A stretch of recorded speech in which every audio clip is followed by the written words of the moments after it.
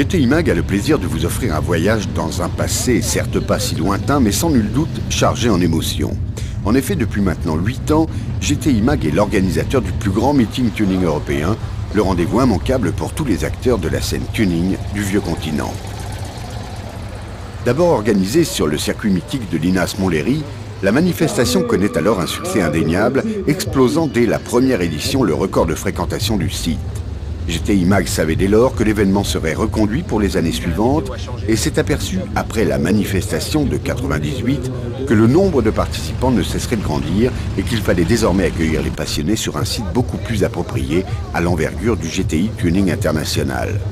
Il fallait éviter les heures d'attente pour accéder au site, permettre aux amateurs d'exposer leurs véhicules plus aisément et autoriser les professionnels à venir encore plus nombreux.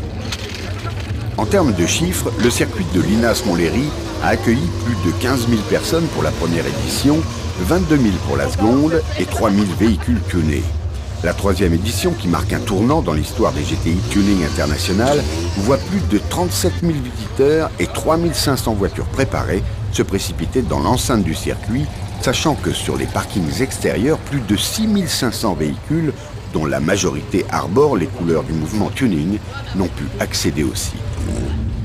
En tout cas, les 3 premières éditions sont révélatrices d'un phénomène tuning ancré dans les mœurs et sont le témoin d'une génération sans cesse grandissante pour qui le tuning est devenu un art de vivre.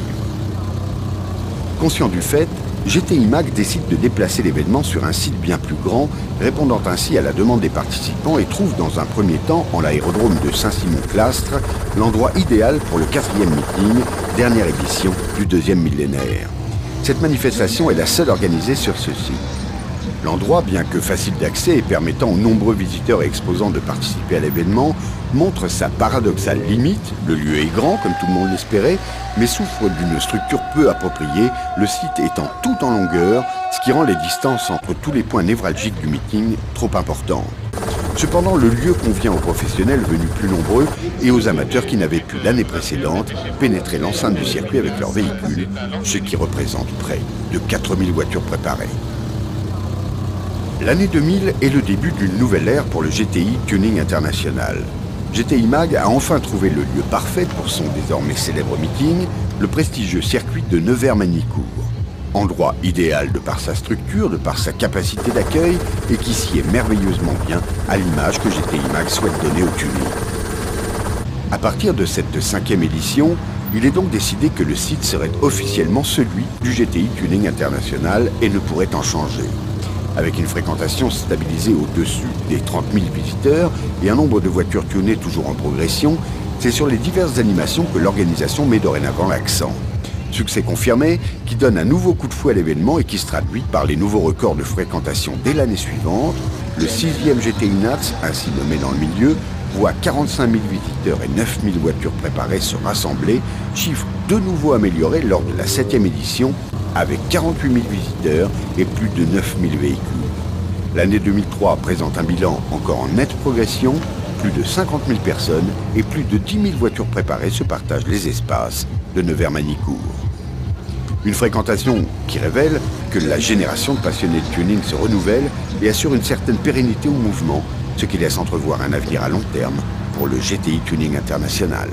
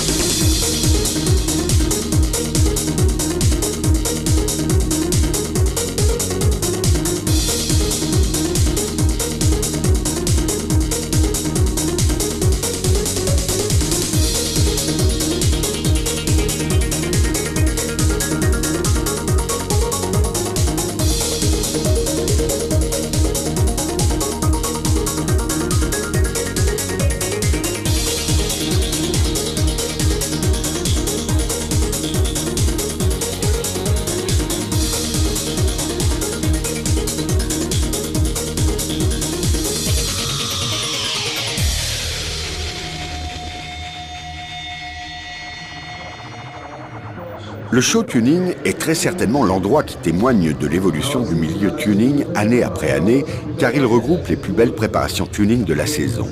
Il est le lieu certainement le plus fréquenté et forcément apprécié car il traduit inéluctablement la tendance du moment et représente une source d'inspiration pour tous les tuneurs amateurs en herbe.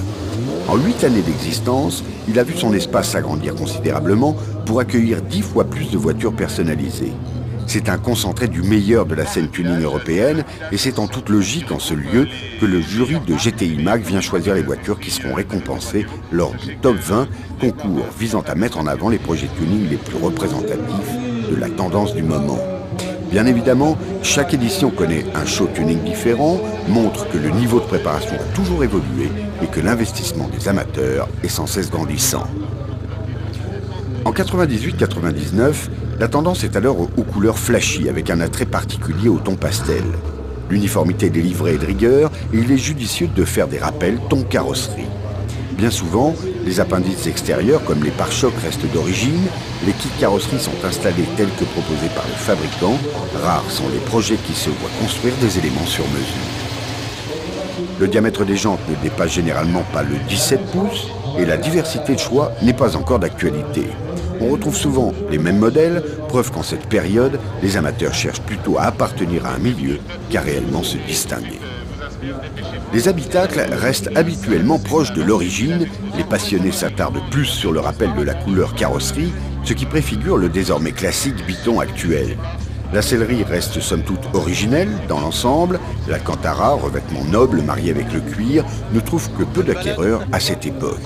La hi-fi embarquée connaît, en cette fin de siècle, un engouement particulier et bon nombre d'installations sont exposées dans le show tuning, même si ce phénomène n'est apparu dans les milieux qu'à peine 3 ou 4 années auparavant.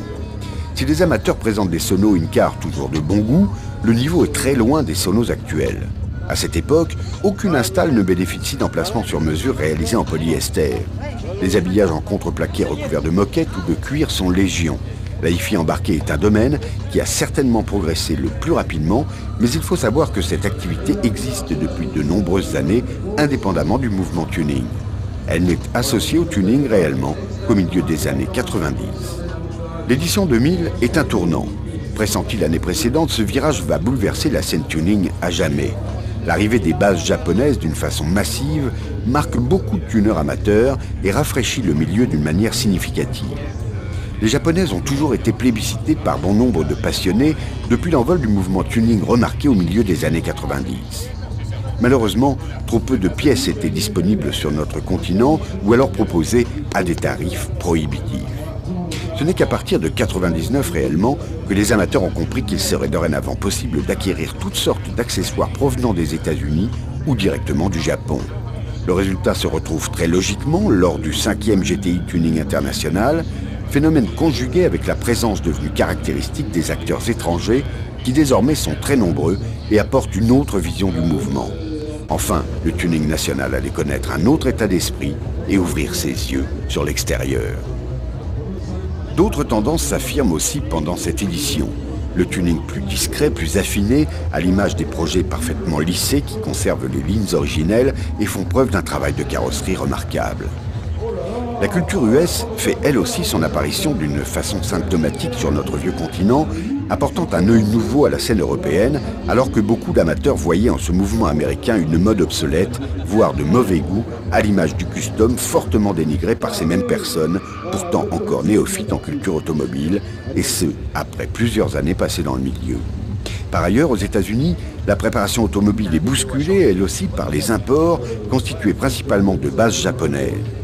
En parallèle avec la montée en puissance du mouvement nippon en Europe, ce qui deviendra le tuning US ou West Coast ne laisse pas insensibles les tuneurs amateurs et professionnels. On sent désormais que le tuning va prendre une nouvelle ampleur et qu'à l'avenir, les projets tuning élaborés devront accuser une finition exemplaire, un traitement logique et original et faire face à de nombreux autoprojets de haute manufacture. Comme il a été dit, la présence de plusieurs nationalités apporte un regard nouveau. On note les tuneurs suisses avec des véhicules d'une rare qualité, les Espagnols avec un style particulier et les Belges toujours présents avec leur expérience de la scène tuning. Bien entendu, les bases françaises sont toujours sollicitées et ont su progresser avec l'arrivée des nouvelles tendances. Le fait le plus marquant concerne les peintures carrosseries où la mode des couleurs flashy semble laisser place aux livrets nacrés et peintures dites scarabées ou caméléons.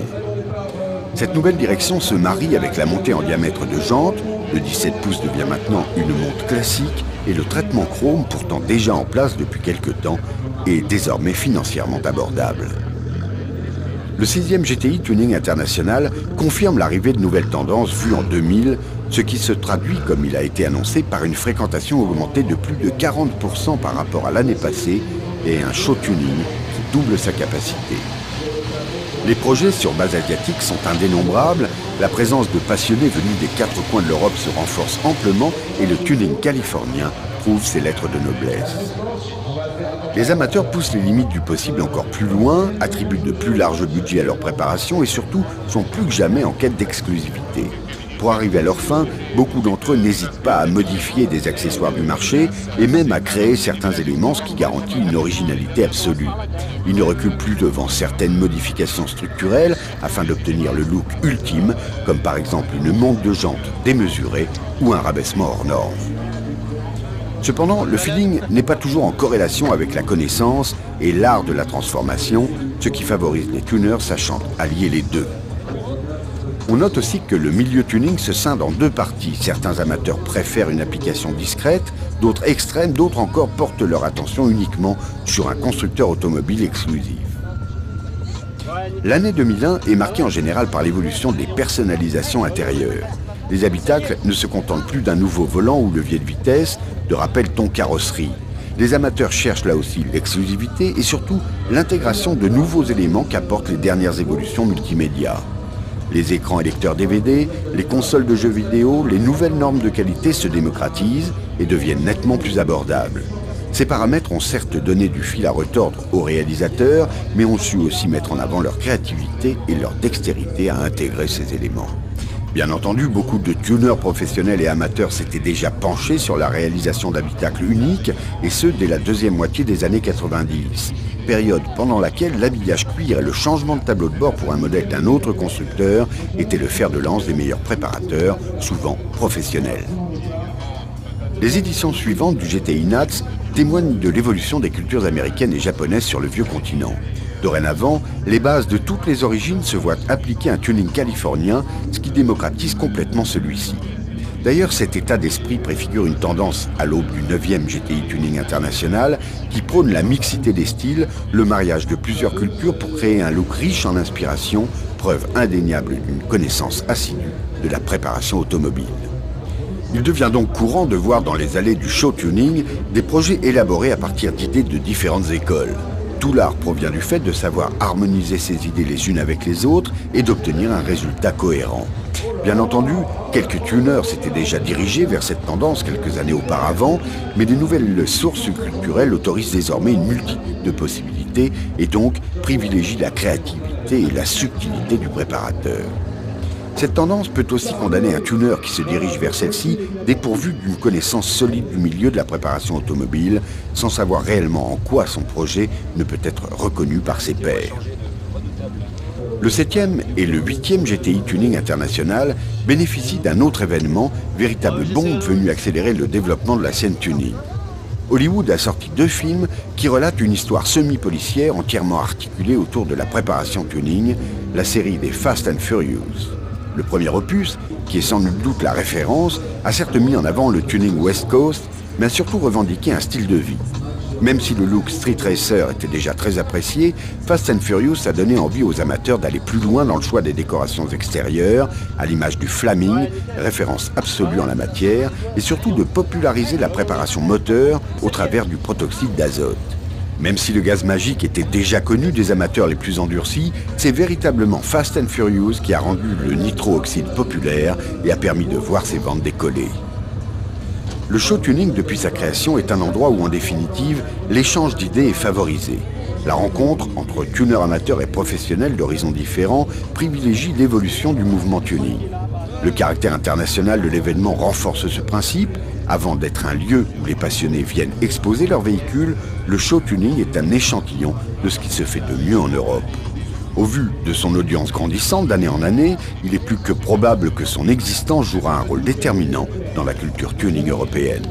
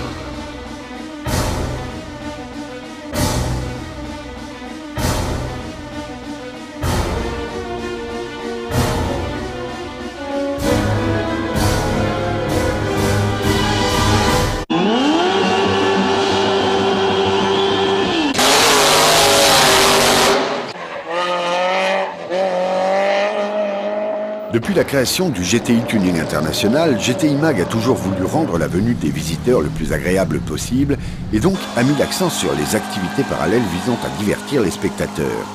Ces activités se déclinent en 3 directions. Les shows mécaniques qui font appel à des pilotes professionnels pour des prestations liées à la performance, les concours de run, Gymkhana et Burns qui mettent en scène les amateurs, et les animations qui requièrent des artistes appartenant au monde du spectacle ou des acrobates en tout genre. Les shows mécaniques font l'objet d'une attention particulière de la part des spectateurs et sont devenus au fil des ans une attraction incontournable du GTI Tuning International. Impossible d'évoquer cette activité sans parler de Freddy Prieto et de Lupo. Les 2 pilotes toulousains sont devenus les éternels chouchous du public. Freddy est un personnage aussi professionnel que déjanté. Il manie à la perfection ses engins et sait en plus s'attirer les clameurs des spectateurs friands de sensations. Le pilote crée sur la piste une ambiance hors du commun et cherche toujours à faire évoluer sa prestation, ce qui est pour les visiteurs la preuve d'une dévotion entière à son public. Lupo est lui aussi le même genre de personnage. Passionné par les sports mécaniques made in USA, le pilote a la volonté de communiquer cette passion en proposant aux spectateurs des accélérations remarquables à bord de drags aussi performants qu'esthétiques. Sur le circuit de Linas Montlhéry, c'est au volant d'un Renault Espace revu en dragster et aux couleurs de la police californienne que Lupo s'illustre. Puis, fort du succès rencontré, c'est une Volkswagen Beetle qui se voit convertie en dragster pour s'élancer sur la ligne des stands du circuit de Nevers-Manicourt. Lupo, amateur de lowrider américain, possède aussi un exemplaire évidemment en suspension hydraulique et aime à faire jumper son véhicule pour satisfaire les visiteurs. D'autres performeurs font aussi preuve d'un professionnalisme aguerri et suscitent l'engouement du public. Terry Grant est devenu, dès sa première participation au GTI Tuning International, une idole. Au volant de son mini Ford muet par un moteur de moto, Terry assure un spectacle à 360 degrés qui, de par sa mise en scène, mérite amplement les ovations que le public lui réserve à chaque prestation. En dehors de ces pilotes tête d'affiche, GTI Mag invite d'autres professionnels pour garantir au public des performances fortes en sensations. Ce sont des jet cars, des funny cars et autres engins à la puissance délirante qui donnent aux spectateurs l'occasion d'apprécier le sens des mots maîtrise et performance. D'autres distractions sont elles aussi importantes. Elles mettent en scène les amateurs qui à la fois se donnent en spectacle et assouvissent leur passion du milieu automobile. Dans un premier temps, l'épreuve du Gymkhana est une activité qui trouve des adeptes aussi compétiteurs qu'amusants pour les spectateurs. L'exercice consiste à accomplir un parcours sinueux à souhait en un minimum de temps et sans dépasser les limites du tracé. Bien des concurrents connaissent beaucoup de difficultés à franchir les pièges du circuit, d'autres laissent une partie de leur mécanique hors d'usage et d'autres encore signent un concours digne d'un professionnel. Dans un deuxième temps et toujours d'actualité, les runs représentent une épreuve indissociable du GTI Tuning International. Organisée d'abord pour divertir, cette épreuve s'est vite révélée indispensable et devant le nombre de participants en progression, GTI Mag s'est associé dès la 5e édition à la FFSA, la Fédération Française des Sports Automobiles, pour apporter un aspect encore plus professionnel. Dès lors, les runs du GTI Nats deviennent une étape FFSA, la fédération ayant décidé depuis peu à cette époque de créer une compétition officielle dédiée aux runs. Depuis l'édition 2000, l'épreuve se veut professionnelle et structurée. Cette dimension permet aux participants de s'investir sur toute une saison, de se procurer des véhicules aux mécaniques affûtées et de jouir d'une certaine notoriété auprès de la FFSA. Certains compétiteurs, lors des premières éditions, ponctuaient l'épreuve des runs par des burns d'anthologie provoquant ainsi les cris de la foule devant le brouillard obtenu. Exercice spectaculaire complètement inutile et donc indispensable. Bien évidemment, les épreuves mécaniques ne constituent pas à elles seules les uniques distractions du GTI Tuning International. GTI Mag a toujours mis un point d'honneur à proposer des divertissements aussi visuels que sonores. Que ce soit les acrobates en vélo ou les pilotes d'un Big Air Contest des plus enflammés, ces animations suscitent toujours l'intérêt des spectateurs, admiratifs devant tant de maîtrise. Ces distractions, même si elles n'ont pas un lien direct avec le tuning, assurent aux visiteurs un excellent moyen de s'aérer l'esprit et de se reposer après des kilomètres parcourus dans les divers espaces de l'événement.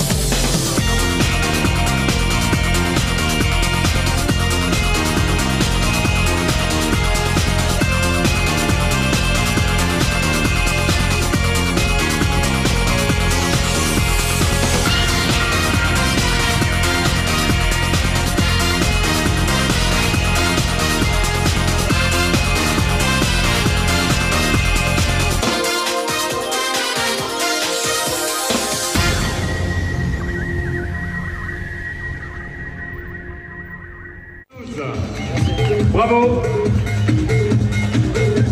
On peut apprécier le travail de carrosserie là, de ce jeune préparateur. Je te laisse parler de tous ces accessoires, Didier, parce que vraiment il y a des belles choses. Oui, le top 20 est l'un des grands moments de chacune des éditions. Il a lieu le deuxième jour du week-end et récompense les projets les plus représentatifs du mouvement tuning.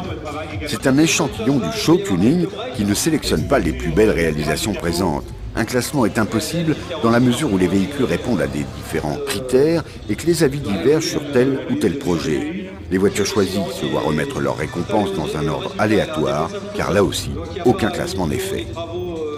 Dès le début, le top 20 récompense indissociablement les amateurs et les professionnels. Mais devant les moyens humains et financiers plus importants pour ces derniers, GT IMAG décide, à partir de 1999, de séparer les pros et les particuliers et d'ainsi donner encore plus de crédibilité à la sélection. Le top 20 est un reflet du mouvement tuning du moment. Il s'organise autour des tendances d'actualité et récompense, selon des catégories bien définies, des projets dont la réalisation, la finition et la cohérence sont exempts de tout reproche. Une des plus belles Golf VR6 en France. Châssis et sellerie complète avec un Eric. Il fait partie du... Nous avons donc sélectionné une japonaise, car cette base est de plus en plus représentée dans les meetings. Jusqu'en 1999, les véhicules sélectionnés sont souvent plus ou moins âgés, car il ne faut pas oublier que le tuning, lors de son apparition, était un moyen sûr de remettre au goût du jour une voiture au design vieillissant, et ce, souvent à moindre frais. Encore un projet totalement accompli. C'est une des premières Impreza totalement équipées au niveau carrosserie et châssis. Des phares roulants avant et arrière entièrement chromés, des jantes chromées. À partir de la 5e édition, les projets sont réalisés sur des bases plus récentes, les tuners recherchant de plus en plus l'exclusivité. Répondant aux nouvelles tendances venues des États-Unis et du Japon, le top 20 de cette année voit une remise des prix spéciale attribuée aux réalisations effectuées sur base japonaise.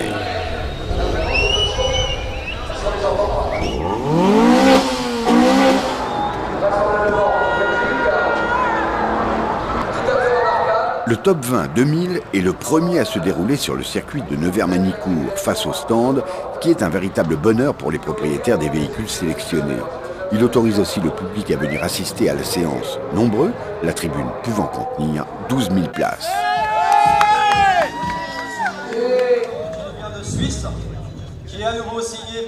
À partir de 2001, les projets deviennent encore plus exclusifs. C'est l'apparition du tuning sur mesure et amateurs comme professionnels, personne n'échappe à la règle. Le top 20 connaît dès lors une nouvelle dimension, caractéristique d'une culture grandissante et d'un savoir-faire maintenant reconnu. Au pied de la cité, voilà, les Carcassonnais récompensés avec un 206 cc qui va faire... On a fait un excellent travail. De plus en plus, gracias, muchas gracias, hombres. Voilà, très beau break Mondeo. Le top 20 des 7e et 8e éditions connaît encore une nouvelle étape. Le tuning californien est interprété à toutes les sauces, les accessoires les plus spécifiques et onéreux se démocratisent, à l'image de la suspension pneumatique, et certains projets voient leur style et leur qualité de réalisation dépasser les frontières de l'Europe.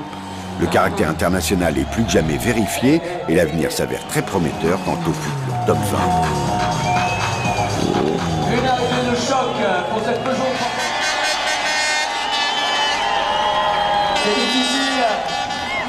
Et un super boulot encore avec une installation solo. On accueille tout de suite la Polo verte, réalisation là aussi, avec une porte suicide.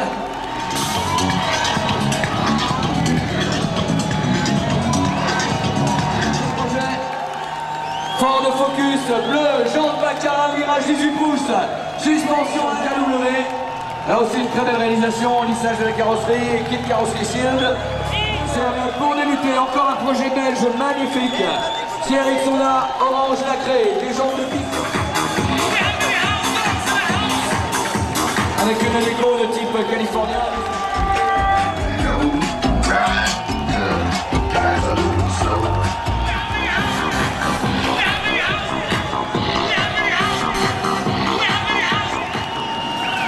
Avec encore un 206 cc absolument remarquable. Là, on a choisi le 20.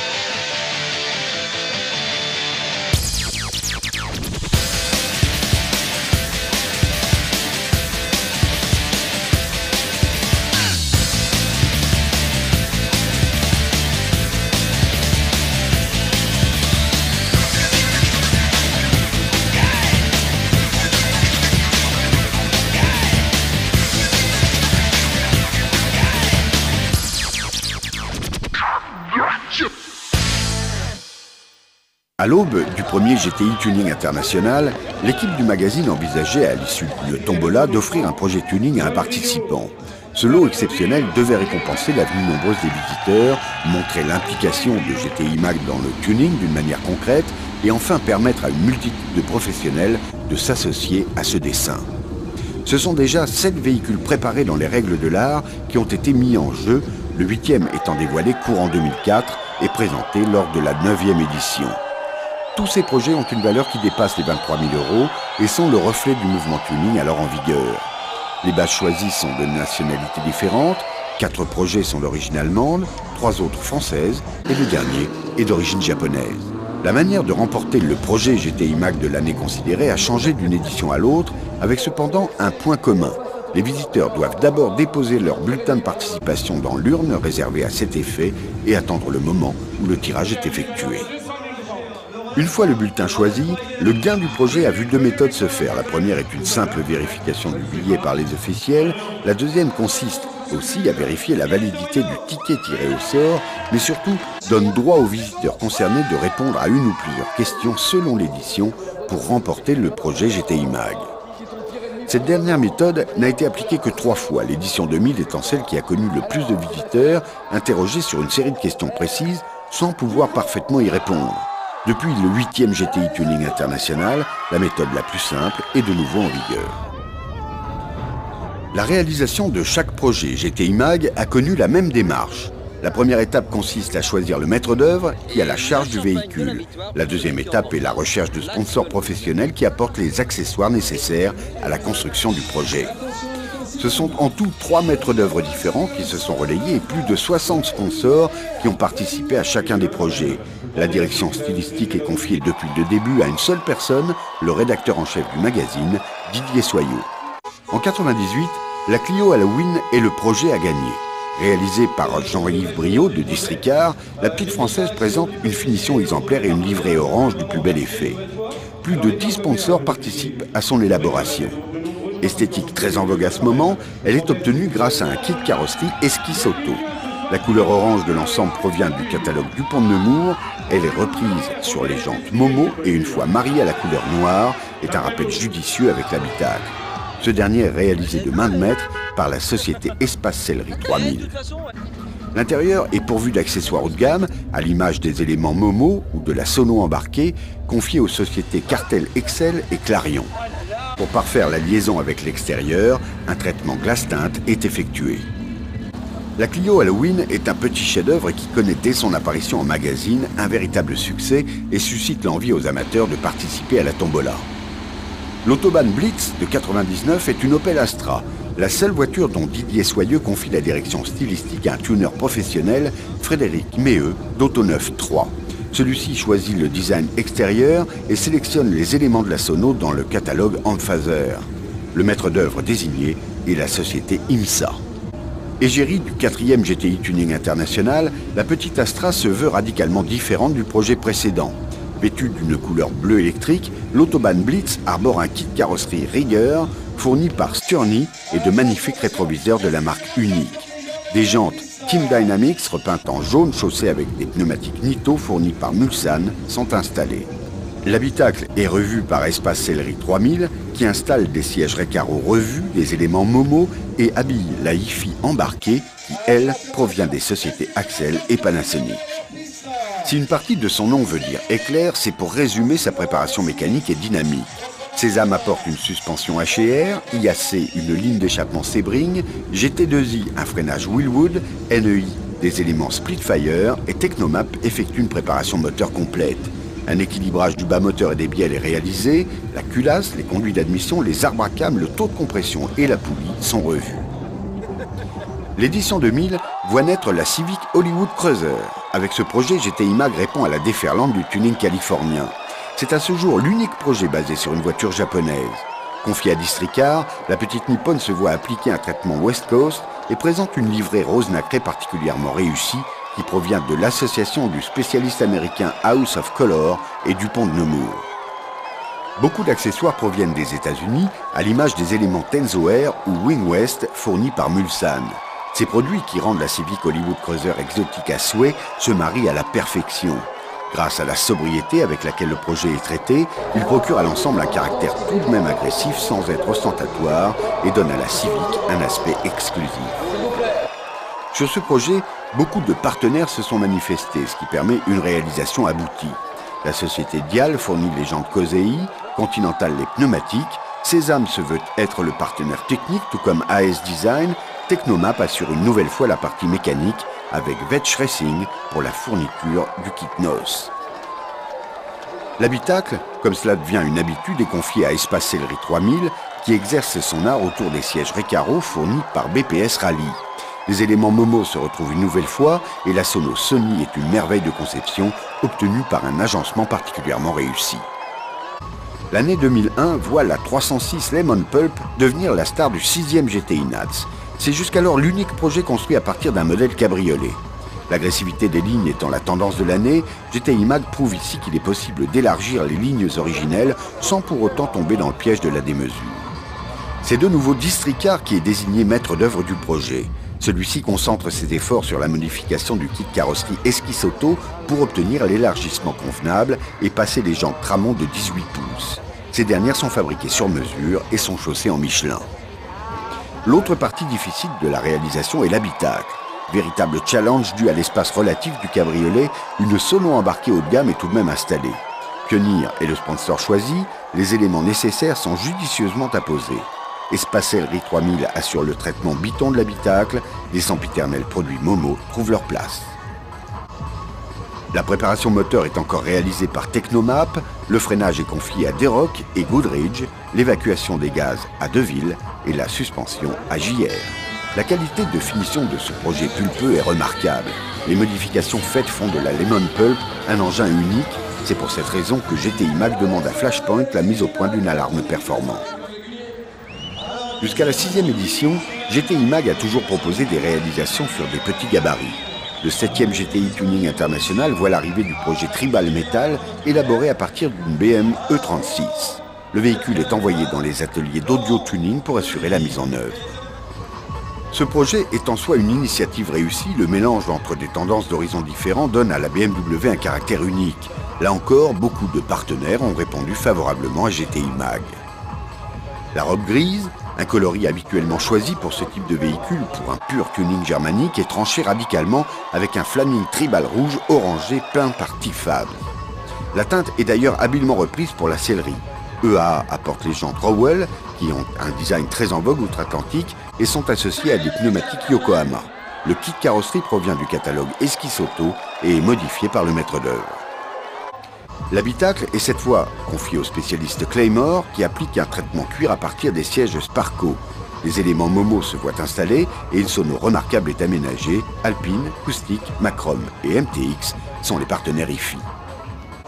D'un point de vue mécanique, la société Erol apporte une suspension KW, le freinage provient du catalogue Red Dot, Sesam fournit le système d'échappement Super Sprint et Technomap assure encore et toujours la préparation moteur.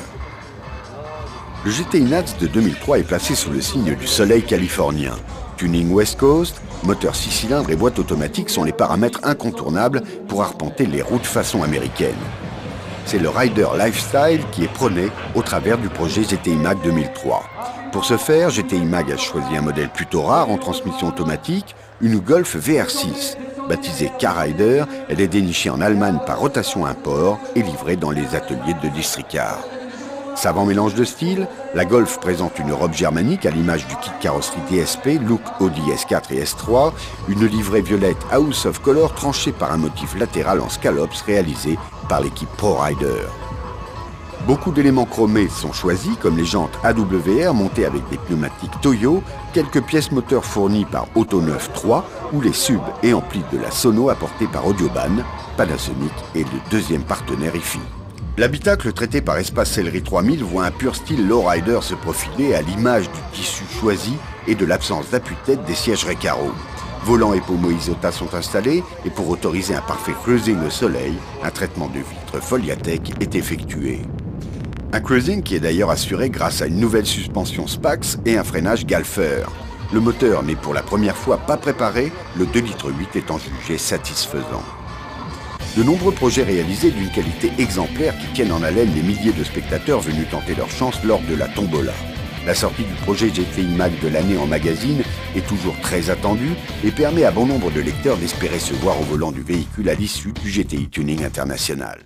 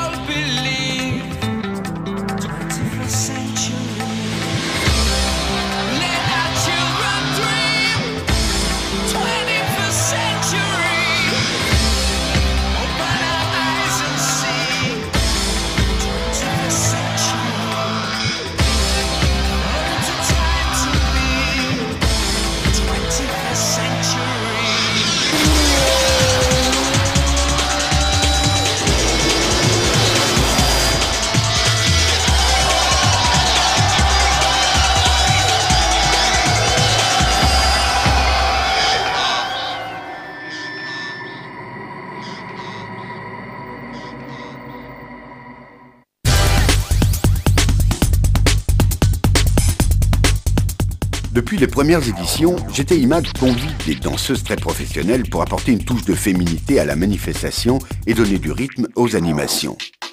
Tout d'abord, ce sont les GTI Girls qui tiennent la vedette, ce sont les Miss officielles et elles apportent joie et bonne humeur. Elles sont omniprésentes, elles assurent des chorégraphies toujours renouvelées et attirent les spectateurs vers les différentes animations.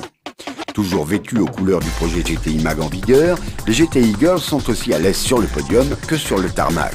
Elles participent même au show mécanique pendant la prestation de Freddy, leur premier admirateur. Si elles sont devenues incontournables de l'événement, les GTI Girls ont toujours changé, seules quelques-unes d'entre elles sont restées fidèles au groupe. Elles participent aussi activement aux remises des prix comme le Top 20, où elles attribuent le trophée aux propriétaires des véhicules récompensés et le gratifient d'une bise que chacun des spectateurs aimerait recevoir. Ce sont toujours les GTI Girls qui donnent le ton et créent l'ambiance de l'ultime partie du GTI Nats, la tombola et le gain du projet GTI Mag. D'autres Miss sont également présentes, invitées par le magazine ou par certains exposants. Elles participent aussi activement à la bonne ambiance de l'événement.